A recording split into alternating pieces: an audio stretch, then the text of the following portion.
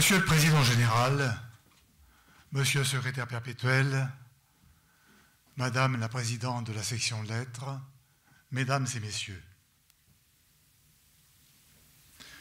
Un mardi 25 décembre 1714, sur la frontière occidentale de la 14e province de l'Empire céleste, celle du Yunnan, au sud des nuages, du côté de la Birmanie, à Mongyen-hu, un fonctionnaire impérial de l'administration mandchoue, répondant au nom de cour de Shan Yao-chan, succombait des suites d'une attaque de paludisme.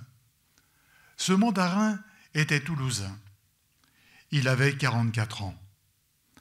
Comment ce natif de la ville rose en vient-il à mourir un jour de Noël, si jeune, loin de sa patrie, alors qu'il était appelé à un grand destin d'orientaliste, au siècle où les yeux de la République des lettres étaient braqués vers l'Égypte à la recherche des hiéroglyphes oubliés?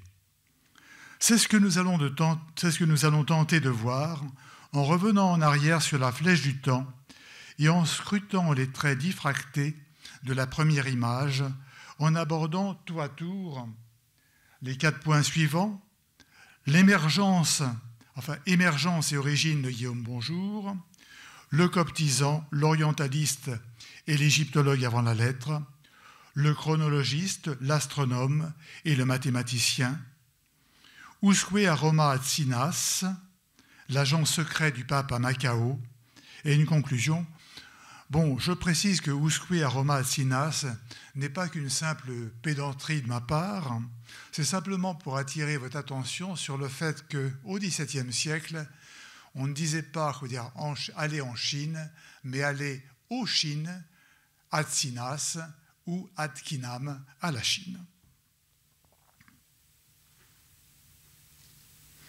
Du petit nombre de savants qui, au cœur du XVIIe siècle, ont participé à l'essor d'une égyptologie avant la lettre, se détachent les noms d'un trio de curieux ayant exercé un magistère en France et en Italie. L'Aixois Nicolas-Claude Fabry de Peresque, mentor du père jésuite allemand Athanas Kircher, enfin l'Augustin toulousain Guillaume Bonjour Fabry. Du premier, chacun connaît le portrait de Lodovic Finson en 1613 ou celui au crayon du peintre Claude Mélan vers 1637. Du deuxième, le portrait gravé dû à Cornelis de Blomaert en 1657. Quant au troisième, il y a environ 30 ans, il était méconnu des spécialistes. Son œuvre majeure avait disparu sous des siècles d'oubli. Mais les temps changent. Les enquêtes que nous avons menées, Nathalie Bosson et moi-même, ainsi qu'une thèse de Félix Schlichter, soutenue en janvier 2022 à Trinity College, à Cambridge, ont permis d'éclairer la vie de ce savant exceptionnel qui permet d'illustrer, du point de vue académique, des sciences et des lettres, plusieurs facettes de la vie intellectuelle de la fin du XVIIe siècle et du début du suivant. Comme Peresque et Kircher, Guillaume Bonjour est une figure fascinante par l'étendue de ses intérêts et de ses compétences humanistes et scientifiques, compte tenu, après le procès de Galilée, en 1620, d'un clivage étonnant entre la raison et la foi, ce qui n'empêche pas, par ailleurs, le XVIIe siècle, c'est un paradoxe, d'être celui de la naissance des sciences modernes et des inventions de multiplicateurs des sens et, partant, des accélérateurs de la pensée. Le jeune Guillaume naît le 26 ou le 27 février, voire, d'après certains documents, le 1er mars 1670 à Toulouse. Ses parents sont d'origine occitane. Par sa mère, c'est un Fabry, forme méridionale de Fèvre, attesté dans le Rouergue et dans le Languedoc.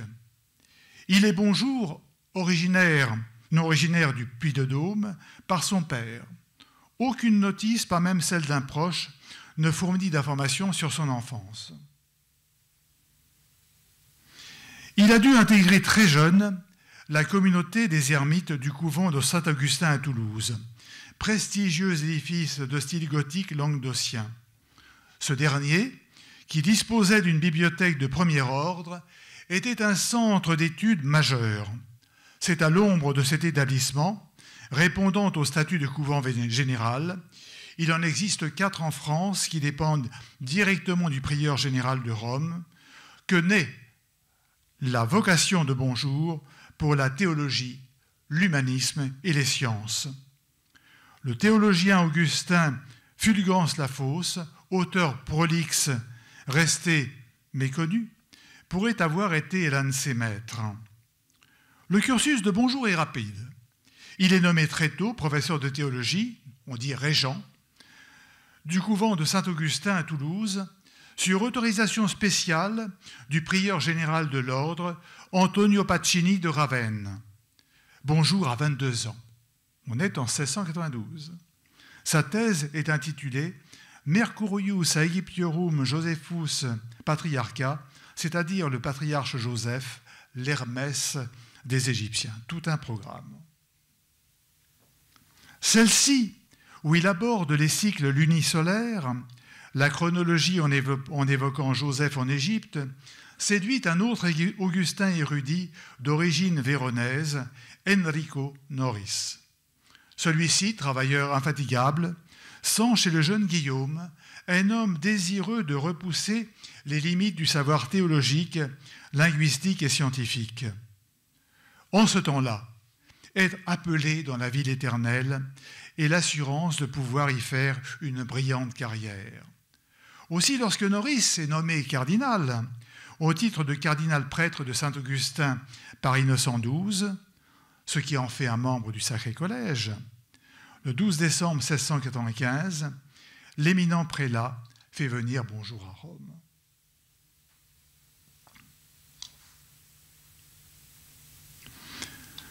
Tenter de réduire un savant du XVIIe siècle à un spécialiste d'une discipline quelconque d'aujourd'hui reposerait sur un anachronisme.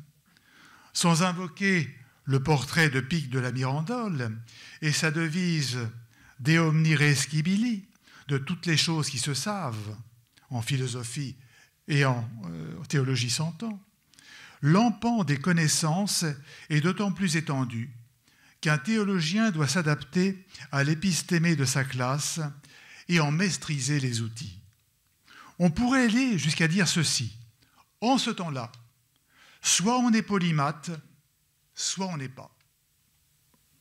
Et cela exige de notre part un certain nombre de prérequis pour comprendre la nature des problèmes que l'on souhaite résoudre, car cela ne va pas de soi. Il faut montrer patte blanche à la porte des lettres. À peine arrivé à Rome, dans un opuscule publié en juin 1696 et dédié au cardinal Noris, sous le titre « Dissertation à propos du nom imposé par Pharaon au patriarche Joseph », extrait de sa thèse, Bonjour réfléchit à la chronologie biblique. La question qui le taraude est le nom égyptien que Pharaon, d'après Genèse 41-45, donne à Joseph lorsqu'il en fait son premier ministre, Sophnat Panéa, transcrit par la Septante, qui est la traduction grecque de la Bible, je le précise, Psonton Phanek, et de même par les Coptes. Sans vouloir se perdre dans l'érudition religieuse du XVIIe siècle, Bonjour fait sienne la traduction que Kircher attache à ce nom qui est celle-ci, devint des choses futures, futurorum fates. Car Joseph a annoncé des faits portés à l'attention de Pharaon, puis lui révèle l'avenir de l'Égypte en Genèse 41, 25, 36. Comme Raphaël le montre avec les 7 vaches grasses et les 7 épis, puisque Joseph est au sens hébreu du terme un devin. On dit qu'en hébreu c'est un artom. Quel est l'enchaînement? Après Kircher, Bonjour voit dans le nom égyptien du Joseph de la Bible un document bilingue que les lettrés contemporains appellent de leur vœu, à l'exemple d'une inscription gréco-palmyrénienne découverte à Rome en 1616 qui préfigure celle de la pierre de Rosette.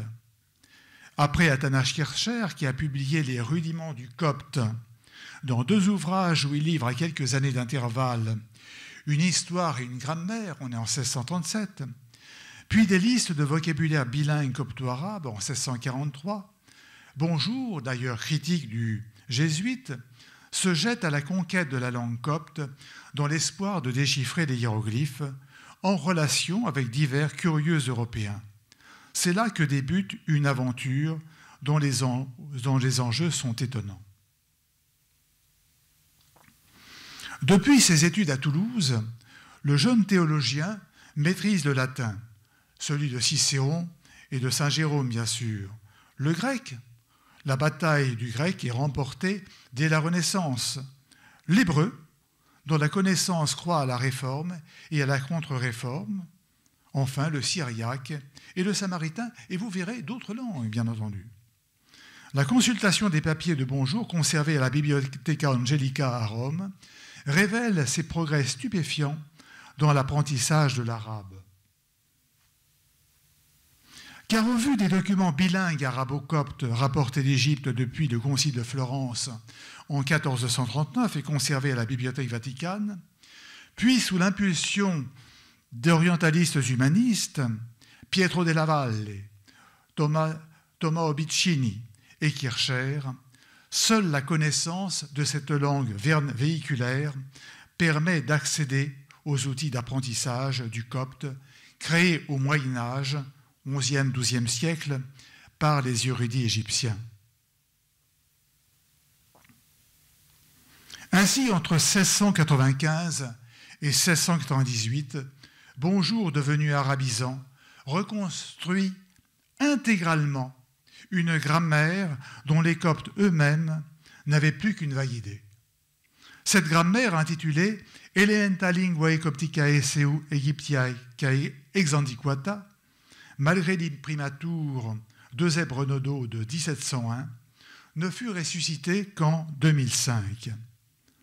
C'est à un Toulousain qu'est due la première grammaire copte digne de ce nom. Il s'inspire d'un modèle méthodique exposant la morphologie et la syntaxe, éclairé par une multiplicité d'exemples. Parfois, des digressions extraites de ses travaux traitent de l'histoire et de l'étymologie. Ajoutons qu'en ce temps-là, imprimer un ouvrage d'orientalisme s'avère une entreprise onéreuse en raison du nombre de polices de caractères nécessaires. Grec, copte, arabe, hébreu, syriaque, samaritain, dont les poinçons sont employés à l'imprimerie polyglotte de la Congrégation de la propagande de la foi. On peut affirmer, sur la base de ce manuscrit, que non seulement Bonjour est un génie des langues, mais qu'il est probablement doué d'une mémoire eidétique, c'est-à-dire d'une mémoire absolue. Alors que Bonjour étudie les manuscrits coptes conservés à la Bibliothèque Vaticane, il rencontre en octobre 1698 le bénédictin don Bernard de Montfaucon, venu étudier les œuvres de saint Jean Chrysostome. Lors de son voyage, ce dernier a acquis à Venise un exemplaire manuscrit d'un écrit extrêmement prisé des Coptes, Daniel, qui est le dernier des grands prophètes, et les petits prophètes, il y en a 12, dont Bonjour exécute sur le champ une copie corrigée et indexée par ses soins. En comparant le texte et sa copie, on constate non seulement que Bonjour conjugue les qualités de scribe copte et arabe, mais qu'il se montre, ce sera utile pour notre présentation, il se montre habile à convertir le calendrier copte ou alexandrin. Je précise que celui-ci débute avec l'ère des martyrs en 284, conversion donc dans les calendriers juliens et grégoriens. À partir de ce moment-là, Bonjour ne fait qu'un avec le copte, ce que confirment des éditions à différents stades d'achèvement conservées à la Bibliotheca Angelica. À ce point de l'exposé, il me faut formuler une conjecture. Les recherches linguistiques de Bonjour ne se sont-elles pas retournées contre lui? Un religieux n'a d'autre voie que d'œuvrer à la plus grande gloire de Dieu.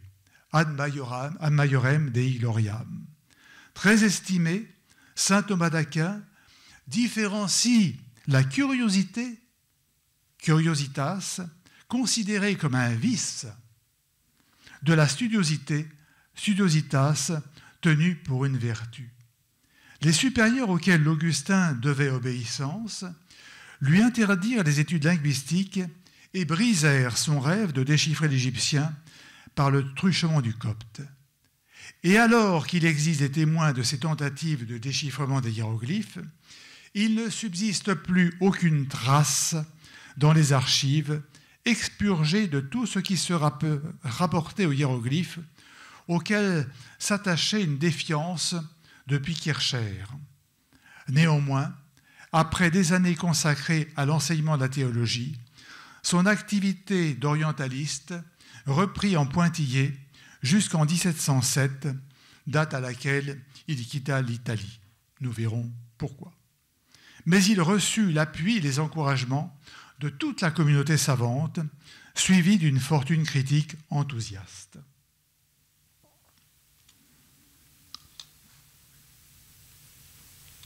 Mais pour quelle raison Bonjour n'a-t-il pu poursuivre son œuvre linguistique? Si le terme d'orientalisme employé pour désigner une spécialisation dans l'apprentissage des langues orientales n'a pas de sens à l'époque de Bonjour, sa pratique suffirait aujourd'hui à un individu bien disposé.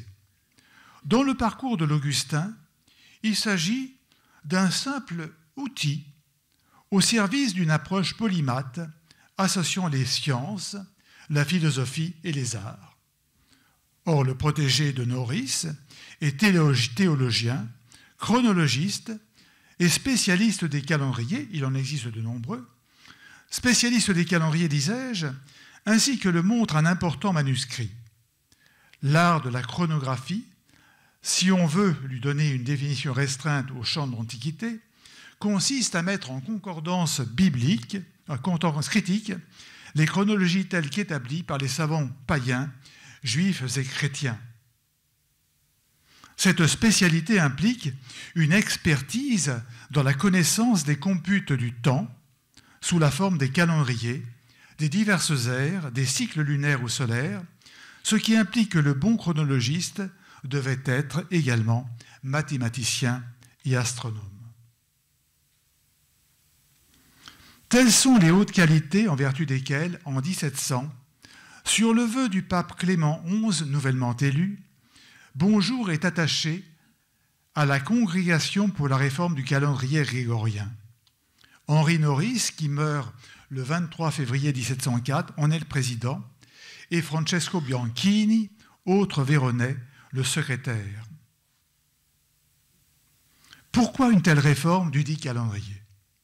Reportons-nous 1747 ans plus tôt, en 47 avant Jésus-Christ, avec l'aide de l'astronome Sosygène d'Alexandrie, le grand pontife César substitua au calendrier républicain romain lunaire de 355 jours le calendrier égyptien lunisolaire, 365 jours, 6 heures exactement, en effectuant un rattrapage d'un jour supplémentaire, 6 heures par 4 égale 24 heures. Tous les 4 ans, c'est l'année bissextile. Ce calendrier, dit Julien, fut adopté avec ses avantages. Mais dès le premier concile de Nicée, en 325, premier concile œcuménique, qui fixe une méthode pour calculer la date fondamentale du dimanche de Pâques, on avait déjà remarqué une dérive de 12 minutes entre l'année tropique, l'année solaire ou vernale d'aujourd'hui, 365 jours, 5 heures et 48 minutes, et l'année julienne. De plus, pour aboutir à un compute juste, on observa qu'il fallait ajouter à l'année julienne 3 jours tous les 400 ans, ce qui correspondait à une différence d'environ 12 jours entre les deux calendriers, julien et grégorien. Voilà. Le 15 octobre 1582, l'adoption du calendrier grégorien sous le règne de Grégoire XIII, permit de corriger la dérive séculaire.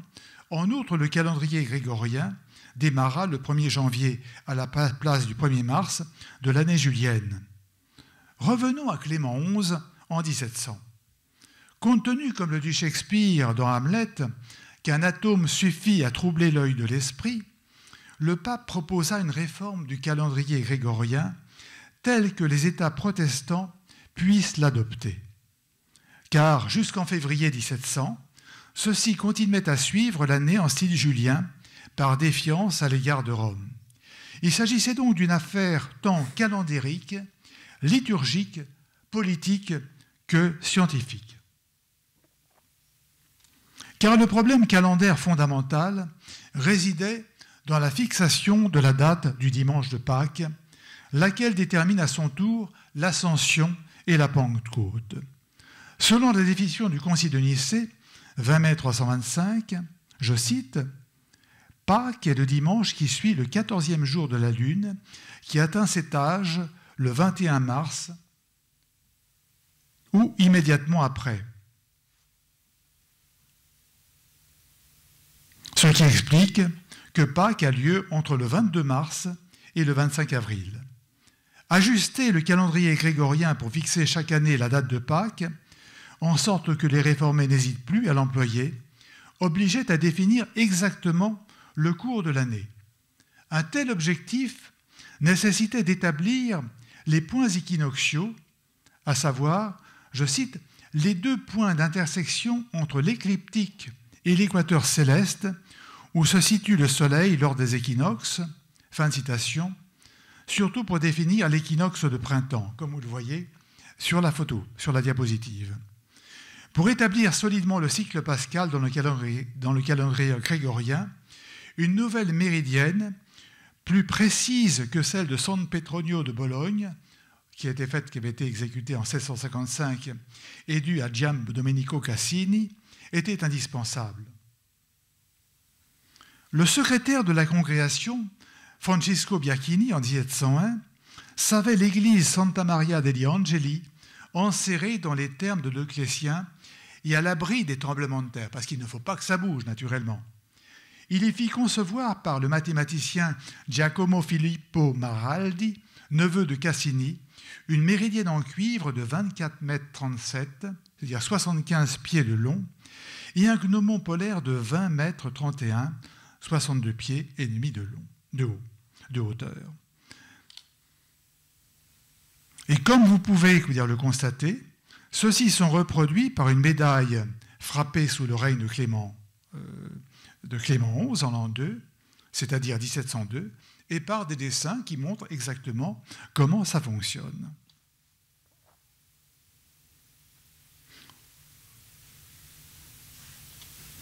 La tâche assignée à Bonjour dans le cadre de cette congrégation de la réforme calendérique fut la réalisation d'une table des épactes qui avait pour but de simplifier le calcul de la date de Pâques, qui réclame de hautes compétences mathématiques en raison de nombreuses difficultés relatives au cycle lunaire, dont le cycle de Méton, sur lesquels je ne m'étendrai pas.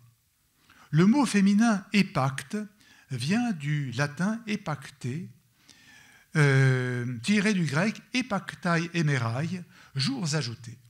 Ainsi, l'épacte du compute ecclésiastique chrétien permet de calculer la date de Pâques selon les calendriers juliens ou grégoriens de deux manières différentes. Dans le premier cas, donc en style julien, c'est le nombre de jours à rajouter à l'année lunaire, 354 jours, pour égaler l'année solaire, 365 jours. Dans le second, style grégorien, c'est l'âge de la lune au 1er janvier. Bonjour invente donc une méthode de calcul des épactes sur une base quadriennale, tant en style julien que grégorien, jusqu'en 1932. Aujourd'hui, naturellement, on utilise la méthode algorithmique simplifiée du mathématicien Carl Friedrich Gauss, établie en 1800-1816, valide pour le calendrier grégorien de 1900 à 2099. Cet intérêt pour la chronologie chez Bonjour se poursuit quand il est nommé régent du séminaire de Montefiascone, au nord de Rome, sur le lac de Bolsena, qu'il dirige sous la protection du cardinal Marcantonio Barbarigo. Ce séminaire est doté d'une bibliothèque et d'une imprimerie. C'est là qu'il publie en 1702 un traité de compute ecclésiastique à l'usage de cette institution et bien d'autres ouvrages d'ailleurs. Tandis qu'il exerce dans ce séminaire, il est reçu membre de l'Académie de Rossano, dite Academia Incuriosorum, en français, l'Académie des Insouciants, une institution calabraise prestigieuse qui remonte au Cinquecento, d'inspiration non aristotélicienne et se caractérisant par l'éclectisme. C'est dans les éloges académiques de la Société des Insouciants de Rossano que son portrait, dont nous avons recherché la trace plusieurs années durant, Nathalie Bosson et moi-même, est publié en 1703. Et oui, c'est donc bien un confrère dont nous parlons à présent. Cette gravure suggère que quelque part existerait un portrait peint, non identifié, de l'illustre Bonjour. Comme le cardinal Barbarigo était mort le 26 mai 1706, Bonjour, qui avait enseigné 2 ans à Montefiascone, est rappelé à Rome par Adeodato Nuzzi, élu prieur général en 1705. C'est son 3e protecteur. Bonjour, sevré linguistique pendant plusieurs années, reprend ses travaux de langue copte à un rythme effréné. Les éditions qu'il laisse montrent que son génie linguistique est à son apogée. Se succèdent l'édition critique des psaumes copto-arabes, celle des petits prophètes Osée et Amos, l'évangile de Matthieu, puis un lexique égypto-latin composé de 3 volumes, et pour terminer le pontifical alexandrin. Et bien d'autres encore, qui ne sont pas forcément du copte. Hélas, le temps joue contre lui.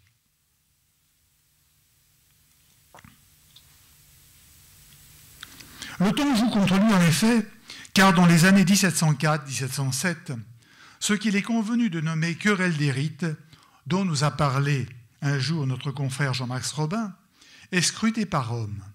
C'est là que débute le dernier volet inattendu de la vie de Bonjour, celui du missionnaire savant.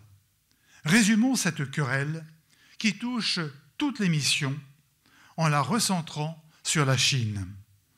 À la mort du jésuite Matteo Ricci, premier passeur de la culture occidentale en Chine et inversement médiateur du christianisme dans l'Empire du Milieu, une discussion s'engage. Faut-il ou non, à son exemple, favoriser l'inculturation, c'est-à-dire adapter l'Évangile à une culture donnée et respecter, notamment ici, les usages confucéens? Les esprits s'échauffent. Un débat byzantin d'ordre linguistique et dogmatique oppose sous le règne d'Innocent XII les missionnaires jésuites en Chine qui suivent la voie ouverte par Matteo Ricci et le parti du Saint-Siège représenté principalement par les franciscains et les dominicains qui soutient le vicaire de la province du Fujian, une province côtière du sud-est de la Chine, Charles Maigret, évêque de Conon, ville du Fujian. Un portrait de ce dernier, que vous voyez à droite de la diapositive, conservé au musée religieux de Fourvière, montre que ce dernier, ce qui est étonnant, souscrit, en vertu évidemment de son habit, au principe de l'inculturation. Pourtant, le 26 mars 1693, par le mandement dit de Fukien, non obsolète de Fujian, il fait en 7 points des recommandations aux convertis dépendant de son autorité. Certains sont des points de détail sémantiques. Au lieu des noms traditionnels Tian, ciel, et Shangdi, dirigeant suprême pour désigner Dieu, il recommande le terme Tianzu, le Seigneur. D'autres visent les institutions. Les chrétiens chinois sont sommés de ne plus participer aux cérémonies de vénération des ancêtres et au culte de Confucius, qui fait partie intégrante de la culture chinoise, remise justement à l'honneur par l'empereur régnant. Aussitôt émise, cette ordonnance suscite l'ire de l'empereur Manchu Kangxi de la dynastie Qing. Elle la suscite d'autant plus que les dirites sont garants de l'équilibre de l'État chinois. Monseigneur Maigret en appelle au Saint-Siège. Clément XI nomme alors le Piémontais Monseigneur Charles Thomas Maillard de Tournon, patriarche latin d'Antioche, nomination de 1701, vicaire apostolique du pape aux Indes et à la Chine, avec le titre de légat à Latéré. Ayant débarqué en novembre 1705, Tournon est admis le 4 décembre à se présenter à la cour de Pékin. Mais les échanges virent à l'aigre. Le 29 juin 1706, il est signifié au vicaire apostolique de quitter la capitale. On est le 28 août 1706. Décision suivie d'un décret d'expulsion à l'intention de Charles Maigret en date du 17 décembre suivant. Tournon suscite de nouveau l'irritation de l'empereur par un mandement émis à Nankin, capitale du Jiangsu, le 7 février 1707, à la suite duquel il est exilé à son tour à Macao le 30 juin 1707 et emprisonné sous la garde de ses maîtres, les Portugais. Le pape décide alors d'envoyer, avec l'aide de la propagande, à la congrégation de la propagande de la foi, vous savez que au Vatican, la propagande de la foi s'occupe finalement de toutes les missions, et c'est par la propagande de la foi qu'arrive dans la bibliothèque du Vatican tous les manuscrits orientaux venant de toutes les parties qui sont couvertes par les missions. Et donc le pape décide d'envoyer une mission en Chine dans le but d'accomplir deux objectifs secrets. D'une part, remettre la barrette cardinalis que vous voyez sur le côté, acte hautement symbolique à Monseigneur de Tournon, en récompense de cet effort, et la date du bref, c'est le 1er août 1707. Et, d'autre part, offrir dans un esprit de conciliation les services de religieux savants à l'empereur de Chine. Aux yeux de Rome, l'image de l'empereur Kangxi est emblématique de l'intérêt des Qing pour les sciences occidentales, mathématiques, géométrie, astronomie, musique, art et médecine.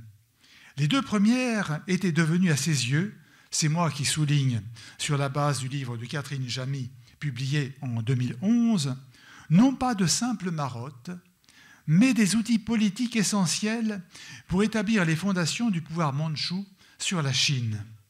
Ainsi, les sciences étaient-elles la porte d'entrée traditionnelle des missions. Les missionnaires savants, essentiellement jésuites, devenaient l'équivalent de tuteurs impériaux. Bonjour n'est pas choisi par le Saint-Père au hasard, bien qu'il ait eu d'autres projets pour lui concernant le calendrier. Mais le Toulousain qui aspire au martyre jouit d'une haute réputation dans le monde des sciences en Europe. Ainsi, dans l'attente, l'Augustin, en même temps qu'il déploie des efforts colossaux pour parachever son œuvre orientaliste, réunit tout ce qu'il peut sur les croyances d'Extrême-Orient dans un volume qui d'ailleurs, ça en dit long, sera revêtu d'un sceau de censure ecclésiastique. Il était impossible d'y accéder. Cette délégation secrète réunissait au final 4 individus. Comme Bonjour était le plus âgé d'entre eux, il a 37 ans, il lui revenait l'honneur de remettre la barrette et le bref papal qui l'accompagnait. On connaît les détails de ce voyage grâce aux mémoires d'un jeune membre de la délégation, le père Matteo Ripa, peintre, graveur et cartographe, d'un joli talent d'ailleurs, et aux lettres que Bonjour adresse au prieur général des Augustins à Diodato Nuzzi, et en particulier celle rédigée de Manille dans un castillan parfait.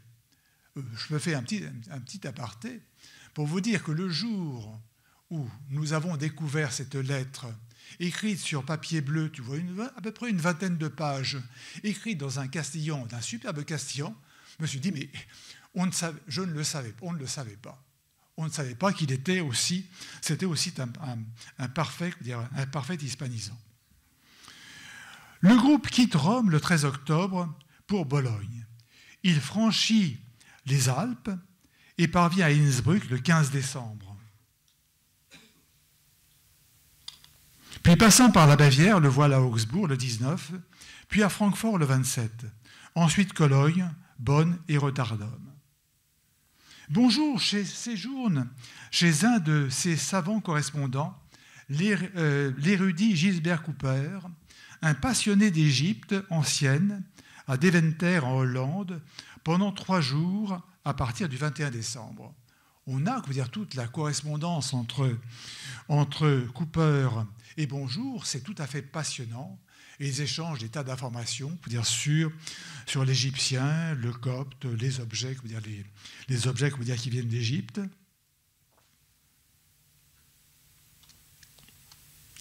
C'est dans la nuit du 7 janvier 1708 que la délégation débarque à Rome, à Londres. Pardon.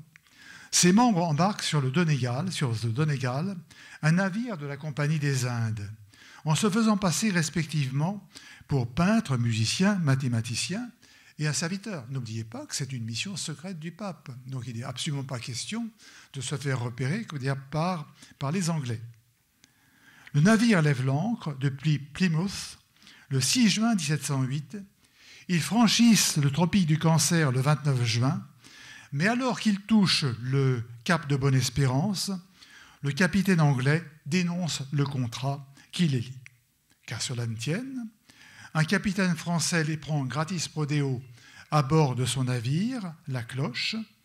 L'équipage et les passagers sont alors ravagés par le scorbut. Ils en réchappent.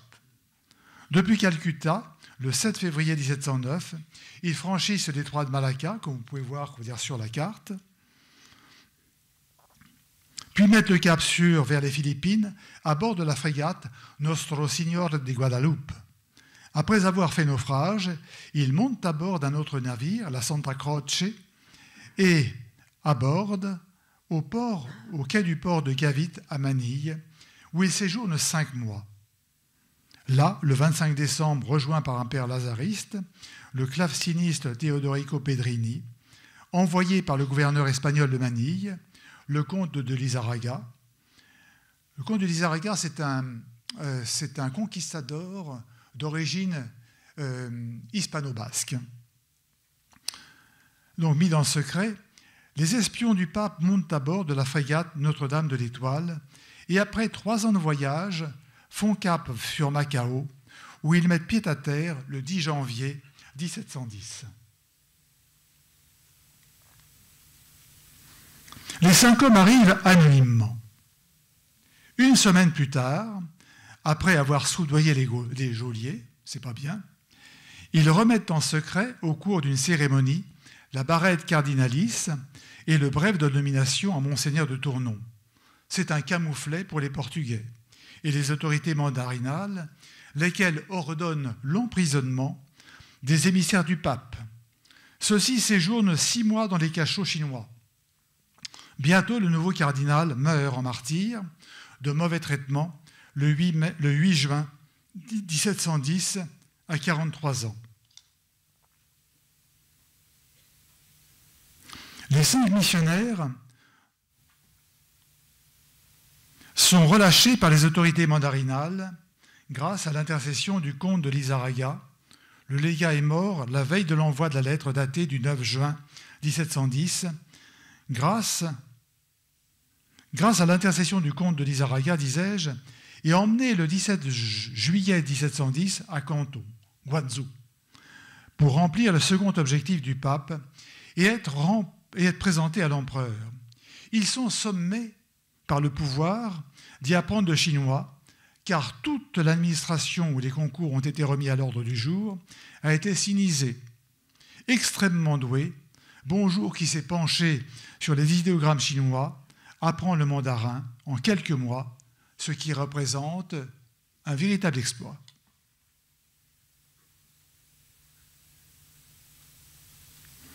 Le 5 février 1711, franchissant les murs de la cité interdite, il est présenté avec Pedrini et Ripa à la cour de Pékin, où la langue de cour et la langue de scientifique sont le manchu, moins ambigu que le chinois. L'empereur le nomme aussitôt professeur de mathématiques et en fait un des collaborateurs, avec un ordre de mission, de la mission chargée d'effectuer la cartographie générale de l'Empire, entreprise par le jésuite Joachim Bouvet, envoyé en Chine par Louis XIV. On lui attribue, bonjour, le nom chinois de cour de Shan Yao-Zhan. C'est donc en tant que mandarin, alors vous voyez évidemment, regardez, Pedrini, vous voyez Pedrini dans le mandarin sur le côté, je n'ai pas l'équivalent pour Guillaume Bonjour, mais enfin ça en dit long. C'est donc en tant que mandarin que ce dernier, coiffé à la mode de la steppe, crâne au front rasé, portant la natte et vêtu de soie bleue, est envoyé en 1711 en Chine du Nord. Il y accompagne les pères jésuites Pierre Jartou et Xavier Herbert Fridelli pour effectuer le levé des terres des Calcasses au pays de Hami, en Tartarie chinoise. Je pense que vous pouvez repérer sur la carte où cela se situe. Leur méthode, la triangulation, l'astronomie et la boussole. Bonjour revient à Pékin en janvier 1712. C'est les yeux tournés vers les sommets enneigés du Yunnan, région dont il est chargé d'assurer les levées avec le père Fridelli, que Shan Yao-Zhan décède de malaria le 25 décembre 1714. Voilà, fini la quadrature du cercle. La carte de cette région fut achevée par Jean-Baptiste Régis l'année suivante, le père Fridelli étant également tombé malade. Le corps du mandarin toulousain est rapatrié à Pékin sur l'ordre de l'empereur. Il est inhumé dans le cimetière des Jésuites à la place numéro 24. Il décède avant le 19 mars 1715, date fatidique à laquelle, par la bulle ex-Hiladier, Clément XI interdit les rites traditionnels chinois aux convertis. En 1717, par mesure de rétorsion, les missionnaires sont chassés et les chrétiens chinois persécutés. La mission jésuite en Chine s'achève le 21 juillet 1773 sous le règne de Clément XIV, avec la dissolution de l'ordre par le bref Dominus ac Redemptor. Pour terminer, permettez-moi 2 points de conclusion. Que la vie de Bonjour fut brève, mais quel destin! Une œuvre polymathe reflétant l'épistémé de son temps, celle d'une classe considérant un monde touchant aux nouvelles dimensions de l'univers et reconnaissant le caractère prégnant des forces de la nature. Une œuvre témoignant de cette érudition au paradigme partagé, capable d'appréhender le monde et le passé. Une œuvre qui forme un continuum. Sauf exception, le souvenir d'un savant s'efface s'il meurt trop tôt ou n'a pas les moyens de poursuivre ses travaux à terme. Ceux de Bonjour pour le copte annonçaient des pages glorieuses pour l'orientalisme et ouvraient des perspectives pour les hiéroglyphes. Pourtant, la gloire de Dieu en a décidé autrement. Mais qui pourrait se targuer aujourd'hui de tenir les rênes de la théologie, de l'orientalisme, des mathématiques et de l'astronomie, pour terminer ses jours sous la tunique du mandarin comme cartographe d'un empereur surnommé le Louis XIV chinois. De surcroît, n'oublions pas de replacer Bonjour dans un contexte où les sciences, tant en Occident que dans l'Empire du Milieu, deviennent un enjeu politique, notamment au niveau des calendriers grégoriens et chinois traditionnels. Si Guillaume achève son existence dans une contrée éloignée du monde, cet homme dont la vie s'était consacrée à la recherche de documents en 2 langues repose non seulement à l'ombre du bâtiment du Parti communiste chinois, mais aussi sous le signe d'un bilinguisme affiché et comme toutes les stèles de ses confrères jésuites du cimetière de Zhengfuxi, la sienne est gravée à gauche le signe latin et à droite l'idéogramme. Lancer un clin d'œil à la pierre de Rosette, découverte en 1798, réclame de convoquer l'imaginaire. En 1760, le comte Joseph de Guignes, académicien, sur la base d'affinités iconographiques supposées entre des hiéroglyphes égyptiens et de vieux idéogrammes chinois, a voulu vérifier une théorie de son confrère Pierre-Daniel Lehay, un des correspondants de Bonjour, comme quoi Égyptiens et Chinois auraient eu une origine commune. De Guignes, académicien, publia un étrange écrit intitulé « Mémoire » dans lequel on prouve que les Chinois sont une colonie égyptienne. L'affaire fit grand bruit à l'Académie des inscriptions et belles-lettres. Elle fut démentie. La question qu'on pourrait se poser est la suivante. Se pourrait-il que Bonjour, dans l'optique de Lehay, ait lâché son copte et ses hiéroglyphes dans l'espoir d'aller voir de plus près les Égyptiens en Chine? Le sourire énigmatique de Guillaume sera notre seule réponse. Je vous remercie.